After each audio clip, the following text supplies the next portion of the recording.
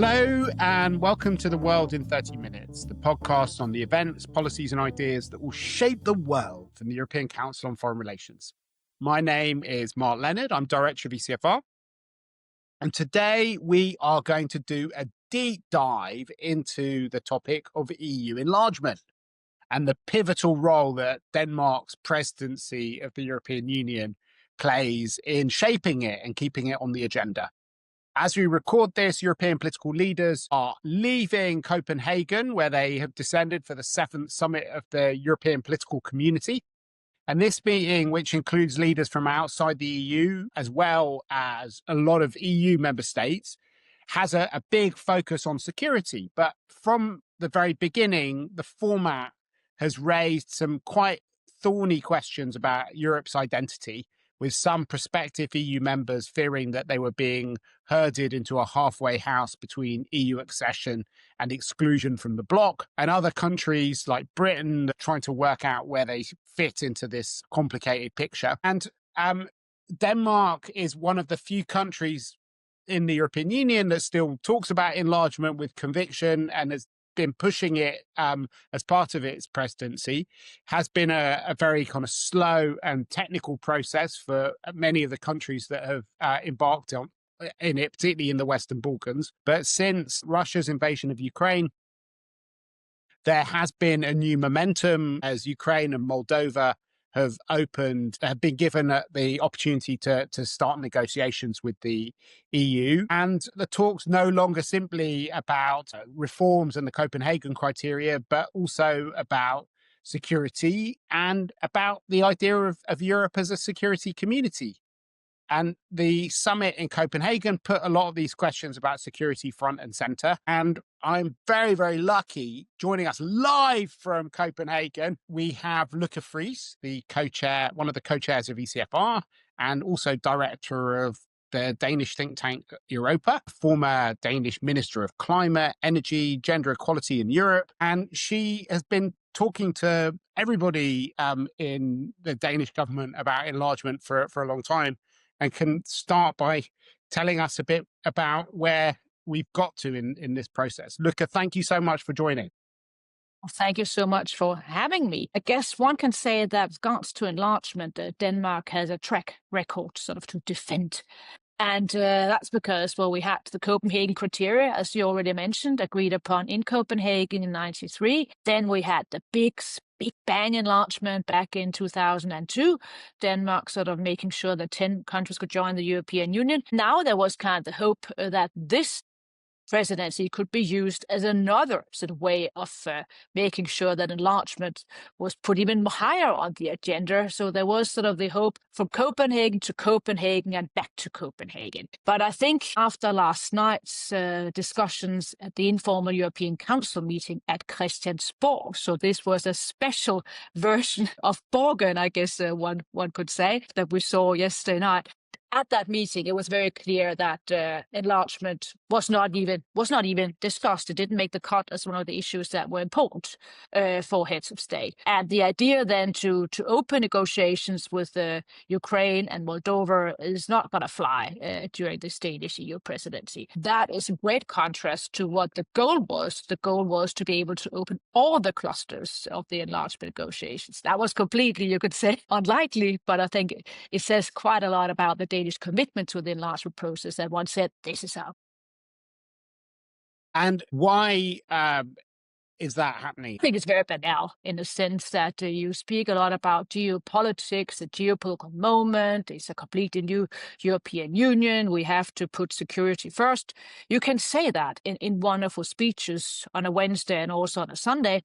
But then when you have to agree upon something very concrete, such as opening accession negotiations with Ukraine, then you immediately start thinking about agricultural policy or what's going to happen to the balance of power within the council and so forth. So I think that is what we're seeing. And I've seen also at this meeting that you may be speaking about the new European Union, but then it's the old face, so to speak, of the EU that you see during the actual meeting. One will also have to say that Denmark has also been tactic or toying with a dilemma, because on the one hand, there is the argument this is about security, the geopolitical moment. We have to let in Ukraine to the European Union. It's the only way that we can have a safe, stable, secure Ukraine that is no longer in the gray zone between the West and Russia. That is by accepting the Ukraine into the European Union. On the other hand, however, you have the old argument that Denmark also supports, that it has to be merit-based. So an enlargement where countries have to live up to all the various criteria. And well, in that situation, well, something has to give. And that's why I personally think that this will end up in a new way of approaching enlargement. And I also think what we'll see is an even more active Nordic Baltic region in then creating a sort of more a regional, you could say, not alternative, but then at least supplement to the present enlargement process. So be great to talk more about this, what a new way of thinking about enlargement look like. But maybe before we do that, we could just look a bit about the European Council. If you look at the 27 member states, what are the main camps? Who are the main people pushing for enlargement? Who are the main people resisting it? Which ones are talking with forked tongues? They pretend they're in favor of it, but they're doing everything they can to undermine it. Well, I guess the most easy thing to say here is that those who really support enlargement are the NB8 countries. So obviously the Nordic countries and the Baltic countries. They are really pushing for enlargement.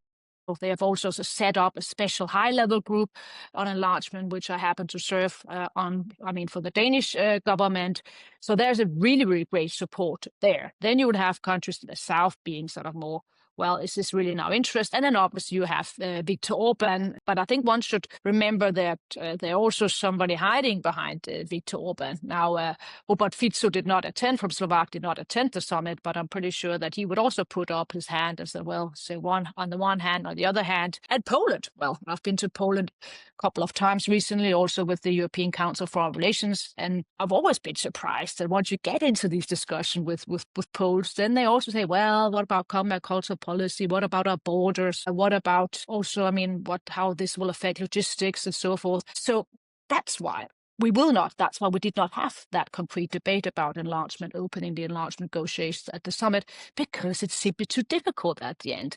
Right now, also one looks upon the other issues that you mentioned about the budget, for instance. So again, that's why I think now we're going to have the actual summit. So in 3 years' time in Brussels, I don't think you will have an agreement there either on opening accession negotiations. And then the negotiations will start. Could we develop some kind of other model process here? Because we need to have some energy. We need to have some kind of movement. And I think that is going to be the most important discussions also for think tanks. So before we go into that, I know I keep promising that we're going to go into that, but maybe it's worth also looking at the candidates. Obviously, lots of Balkan countries have been negotiating with the EU for a very long time, opening and closing chapters. They got stuck for a long period of time. There's a lot of fatigue around the enlargement process on the Western Balkans. That then changed, as you said, with this sense of the kind of deep urgency of stopping Ukraine and Moldova from being trapped in a grey zone between Russia and the EU. And we've just seen an amazing election result in Moldova, where the Moldovans voted to have closer relations with the European Union and elected a very pro-European, majority of them voted for a pro-European party. And Ukraine has obviously been desperately trying to push this process forward as much as possible, particularly given that NATO membership is now totally ruled out for them, at least as long as Donald Trump is president. How are the Danish government and the kind of NBA thinking about the relationship between Western Balkans and Ukraine and Moldova? Well, obviously, they are also working to make sure that the West Balkans can join the European Union, but it's not on the radar screen. In particular, it's not at all on the radar screen of Danish population or the Nordic population. There it's Ukraine. And then sometimes you also remember to say Moldova. If you look upon the opinion polls in Denmark, you have a very, very high percentage supporting Ukraine, and these are very sort of credible numbers because they are ECFR numbers. But when you look upon the support for Albania, the West Balkans, it's very low. So I think that is also part of this discussion, what makes it complicated, that you have different countries supporting different candidates. And how do you then get the big deal, the grand bargain? Well, you can even see a discussion with regards to Ukraine and Moldova, whether one should move ahead with Moldova instead of with Ukraine, is something that EU member states cannot agree upon. So that's why I think that we will have a process now where one has to agree that we cannot agree, so to speak, and that, again, going back to my point about the different enlargement sort of approach, but I think even more importantly, a process where you would have regions supporting other regions. So you're going to see now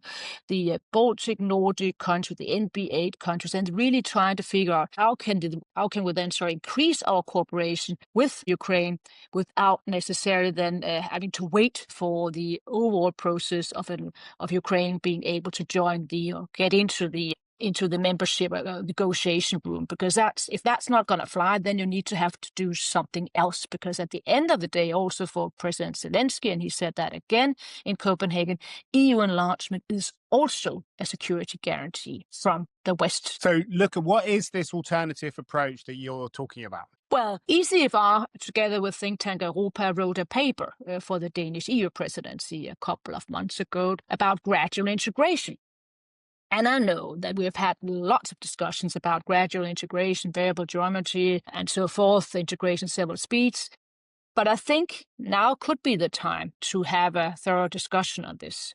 And what is gradual integration? What that is that you will continue the formal track, so the formal track of negotiations, where hopefully at a certain stage negotiations will be opened with Ukraine and Moldova, but you will, as a supplement to that, have a process where you then front load the various benefits of enlargement. So it's no longer this all or nothing approach where you can sort of be members on certain areas. Roaming is the most obvious one, but you could take parts of the security policy, defense policy, the Draghi process about sort of the EU's ability to compete. So there are many sort of areas where you could actually agree upon that a candidate country should already join now, and this would have then the great sort of point of where you would not have to wait for unanimity with regards to this, because you could do this by qualified majority voting. You could even then also decide to have a system where the candidate countries would then have observer status in the European Parliament, during the council meetings. There are incredibly many steps you can already take without having to wait for the real thing, full-fledged membership, because this could simply take too long. Are there particular things that, apart from roaming, that you think are still going to make a big difference in terms of integrating Ukraine and Moldova? Energy policy. What's more high politics than energy? To give you one example, you could also say, let's go back to the infamous Brexit debate, where we always said there's no cherry picking, or as the Germans said, there's no Rosinenpickerei with regards to the single market. You could discuss that. You could discuss, well, there are certain parts of the single market where you could say, well, here we should have the cooperation already now. Could be many issues, could also be with regards to agricultural policy on specific issues. But I think it's also important to say that you have the overall defense discussion in the European Union, which is a new policy area. So also here, you could have more concrete cooperation already now. And how does that then relate to the EPC that's been meeting at the moment? How is that different? Because that's another way of creating a kind of regular channel for countries to engage and be involved with the EU. Well, you could say that's another way of having sort of different fora within the European Union, Europe at the moment. But I see this as a completely different process. Here, what I was speaking about, gradual integration, is linked to the European Union, and also linked to the very fact that you could already now sort of get benefits of membership. So there is the hope, the vision that you will eventually become full member of the European Union. So one of the ideas that some of our colleagues have had at ECFR, which they were pushing, was to look at the foreign and security dimensions of enlargement policy. So Nicu Popescu, in particular, has been pushing this idea that it's a kind of strange situation that we're very, very concerned about how candidate countries regulate their soya beans and how kind of obscure bits of their economy align with the Chocolate, EU yes. acquis. But we don't ask them, who they share their intelligence with, what kind of cybersecurity they have, where they buy their weapons from, or, even how they kind of align their policies with European policies as much. And at the moment, you've got these sort of two pillars of the accession process. One pillar is the different chapters in the acquis communautaire, and then there's the famously named Copenhagen criteria about democracy and how well the country's developing. And Nicu suggested that one might add a kind of third pillar, which is to think about how do you help these countries not just become a member state of the EU, but to become more secure, to become more sovereign, to become part of the EU kind of foreign and security policy. You could also think about having a whole different set of benchmarks which countries could be taking on, and also to think about how one could give them resources to help them do that in the same way that we give support to countries for meeting obligations under the kind of first pillar that I talked about. How much appetite do you think that there is for that amongst member states? I would say, and what you just said, the Nicu's paper is also part of our overall thinking in the other ECFR paper, which I'm sure you'll say in a moment that you'll put in your show notes. So that's Absolutely. one of that. Yeah. No. And you also asked me what I'm reading, and so I'm reading my own paper. No, that's not what I'm saying. Well, I think we're now in a situation where, if my analysis is correct, that we are stuck with regards to the more sort of classical enlargement track with accession negotiations, then we have to do something else in order to make sure that we still have a credible membership perspective, and that we clearly show the candidate countries that eventually they will join the European Union, and we consider them as part of the European family. And then Nico's suggestion is just one. And that's an important one, where you can sort of pass that test, but you can also do it with some of the other issues that I mentioned. And once you get down to business, then you obviously have to be more concrete than I was when I highlight the various policy areas. But I would not be surprised if at the European Council meeting in December, you would have in the Council resolutions a text once again saying we should look into this idea about gradual integration, because it's been in there for quite some time, but no one has really sort of developed the idea. So once that happened, we'll send them the ECFR paper. So the paper is called Gradual Integration, Bringing Aspiring Members Closer to the EU, and we will definitely put it in the episode show notes, and we'll put a link up on our website as well. You mentioned public opinion beforehand, and the amount of support both for helping Ukraine in countries like Denmark, where you had a kind of big shift on enlargement, I think, in recent times, but also the skepticism that there is about enlargement, particularly towards Albania and to some of the other countries in the Western Balkans. Can you talk a bit both about how the shift happened in Denmark and also what you think the kind of wider public opinion challenges are going to be? I always like to speak about Denmark, I can assure you. But I think it's important to look at the recent journey that Denmark has had with regards to the European Union. 4 stops on this journey. I mean, first of all, Brexit. For Danes, this was a shock. Great Britain, United Kingdom has always been sort of the core ally of Denmark. We joined together in the European Union. Secondly, we had obviously the war in Ukraine, which was a huge shock, a wake-up call for Danish politicians. That was also when the Danish Prime Minister, Mette Frederiksen, decided to put the defense opt-out to referendum, where there was a very big sort of amount of yes percentage, so to speak, of the Danish voters saying yes. Then Greenland has really, really been a shock to the Danes, and where you then see the Danes are now turning even more towards the European Union. And finally, well, we now have the situation with the drones. Denmark, some would say, is under attack. We feel very threatened. And what do you do in such a situation? Well, you turn towards your family. First, you start turning to the Nordic countries, which I already mentioned. And there's a Nordic moment that everybody's talking about in the Nordic region. We have to cooperate more. And then obviously also a European moment in Denmark where you've seen a massive shift in the opinion polls. Also Mette Frederiksen personally, and when she became prime minister, she was very skeptical towards the European Union. Now she keeps on saying that Denmark should be at the heart of the European Union and should really also try to steer the European Union. And their enlargement is one sort of part of that overall story, where this now is one of the issues where, due to security reasons with regards to Ukraine, but also because Denmark really wants to play a greater role in the European Union, you have enlargement being one of our top issues in the overall policy. Your second question was more linked to the differences between the member states. I don't think it's that difficult to understand that, well, due to historic reasons, you would have in countries sort of in Eastern Europe, support, Central Europe, support for Ukraine. Obviously, it goes up and down with regards to both the. So it's been great talking to you. I know you were up quite a lot of the night commentating on the Informal summit, and we have the EPC going on at the moment. And obviously, the backdrop to this was an incredible amount of anxiety from Russian incursions of the airspace of different countries, including potentially Denmark. I don't think it's confirmed yet, but there were sort of very suspicious drone activities that closed down lots of Danish airports recently.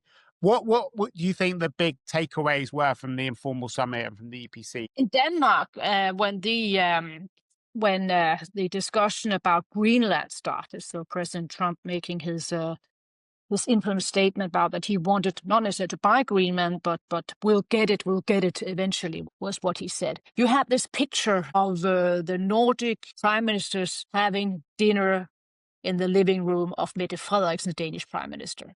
In that picture just showed solidarity, everybody behind Denmark. You have now the picture of all the countries at the EPC meeting supporting Ukraine, supporting Moldova, if one looks upon the present war in Russia. I think sometimes pictures are actually more important than what happens within the room, also because we all know that the EPC is not a forum where you have to agree upon something. So I think these are the pictures that will be remembered after this EPC meeting. All right. Well, thanks a lot for talking about enlargement, about the EPC, about the Informal summit. But there's one thing left to do on this podcast, and that's our bookshelf segment. We've already said one thing that should be on everyone's bookshelf, which is the paper on gradual integration. But what else is on your bookshelf at the moment, Lykke? Well, since, as you indicated, that I've been up all night, I forgot to bring the book that I'm reading at the moment. But it's called 1906. It is a brilliant German book, as you can imagine, about the year 46. Sorry, I've been up too late. About what happened that year. I mean, how that changed Germany. Obviously, you had the situation in Nuremberg with the court, but you also have Willy Brandt coming back to Germany. 1946 is also the year where you could say that the Wirtschaftswunder, to a certain extent, started. At least if you're not been able sort of to rebuild Germany back there and get a good start, so to speak, with regards to 46, then you would have had problems. So that is a book that I can really, really recommend. Then I just bought the new book by Lykke Friis, but I haven't read it yet. But I will, because I'm actually going to Albania for the first time in my life. So I thought I should bring that book together with Freedom. So the German book is Deutschland 1946, is that right? Exactly. It's Wunder begin. Great. And the other book by Lykke Friis, who's a council member, is called Dignity, isn't it? I think. Exactly. Great. Fantastic. We'll put links up to all the books that we mentioned and Lykke's paper on enlargement, which she co-wrote with some of our colleagues at ECFR, on our website at ecfr.eu and in this episode's show notes. Hope that you've enjoyed listening to us. If you have, please do give us a positive review and a 5-star rating, and subscribe to future episodes on whatever platform you use to download this one on. But for now, from Lykke and myself, Mark Leonard, it's goodbye. The researcher and producer for this podcast is Jessica Hendrick. Thank you very much.